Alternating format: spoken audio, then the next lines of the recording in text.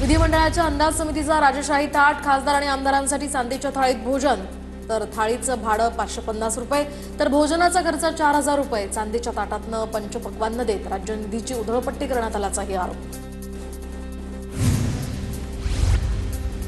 सोन्याच्या ताटात चांदीच्या पाटावर मोत्याचा घास तुला भरवते. अंदाज समितीच्या कार्यक्रमातील जेवणाच्या ताटावरून संजय राऊतांचा घणाघात. तर महाराष्ट्राच्या अंदाज समितीच्या अध्यक्षांवर भ्रष्टाचाराचेही आरोप. त्यांना शानबाजी आणि चैनबाजीची चटक लागली आहे, राऊतांची टीका. विधिमंडळ राष्ट्रीय परिषदेतील जेवणाचं ताट हे चांदीचं नाही. चांदीच्या ताटाबाबत विधिमंडळ सूत्रांचं स्पष्टीकरण. व्हाईट मेटल आर्टिफिशियल ताट असल्याचं विधिमंडळाचं म्हणणं. जेवणाचे दरही निम्म्याहून कमी असल्याचा दावा. आगामी निवडणुकांसंदर्भात भाजप मंत्री आणि नेत्यांची वर्षा बंगल्यावर बैठक. महाराष्ट्रात भाजप पुन्हा नंबर 1 पक्ष होण्यासाठी मेहनत घ्या. देवेंद्र फडणवीसांच्या बैठकीत सूचना. पालिका निवडणुकीच्या पार्श्वभूमीवर जबाबदारीचं सुद्धा वाटप. आगामी निवडणुका जिंकण्यासाठी प्रयत्नांची पराकाष्ठा करा. पक्षातील मंत्र्यांसोबतच्या बैठकीत एकनाथ शिंदेंचा कानमंत्र. ठाकरे गटातील स्थानिक नेत्यांच्या पक्षप्रवेशाची मंत्री आणि नेत्यांवर जबाबदारी. सूत्रांची माहिती.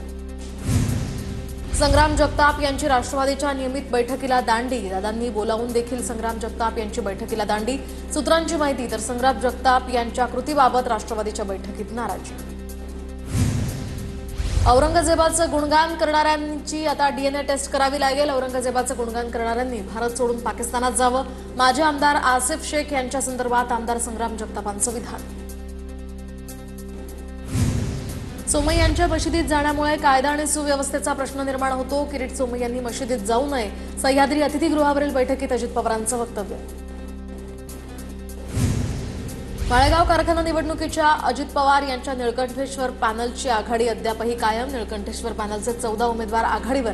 5 उमेदवार विजय घोषित. तर चंद्रराव तावरेंच्या सहकार बचाव पॅनलचे केवळ 2 उमेदवार आघाडीवर. माळेगाव साखर कारखाना पंचवार्षिक निवडणुकीमध्ये सहकार पॅनलचे प्रमुख रंजन तावरेंचा पराभव. रंजन तावरेंचा 362 मतांनी पराभव. आमच्याकडे चेअरमन पदाचा चेहरा तसंच पैसाही नव्हता. पुढील निवडणुकीमध्ये चित्र वेगळं असणार. माळेगाव कारखाना निवडणुकीनंतर युगेंद्र पवारांची प्रतिक्रिया. कारखान्यासाठी 500 कोटी घेऊन येतो असं अर्थमंत्री म्हणतात. अशा अर्थमंत्र्यांवर कारवाई झाली पाहिजे. संजय राऊतांची अजित पवारांवर टीका. माळेगाव कारखाना पंचवार्षिक निवडणुकीमध्ये अजित पवारांचे उमेदवार आघाडीवर. अजित पवारांच्या समर्थकांकडून जल्लोष. मतमोजणी केंद्राबाहेर कार्यकर्त्यांकडून घोषणाबाजी.